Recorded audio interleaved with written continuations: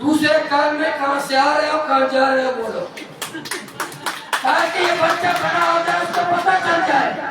ताकि मैं बड़ा हो जाऊं मुझे ये सवाल जरूर होगा मुनकर नकीर की तरह, कहाँ से आ रहे हो कहाँ जा रहे हो। और ये भी मैंने डिमांड किया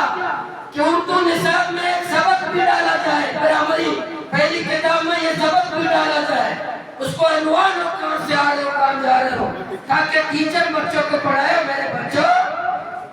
आप बलूचिस्तान में पौधा हुए, लाहौर में पौधा नहीं हुए। जब आप बड़े होंगे बाजार जाएंगे आपसे पूछा जाएगा कहाँ जा रहे हो, जब हॉस्पिटल जाएंगे आपसे पूछा जाएगा कहाँ से जा रहे हो, आप यूनिवर्सिटी बलूचिस्तान यूनिवर्सिटी जाओगे वहाँ से पूछेंगे कहाँ जा रहे हो, आप रोजगार करने जाओगे फिर पूछा जाएगा कहाँ जा रहे हो, तफरीह करने जाओगे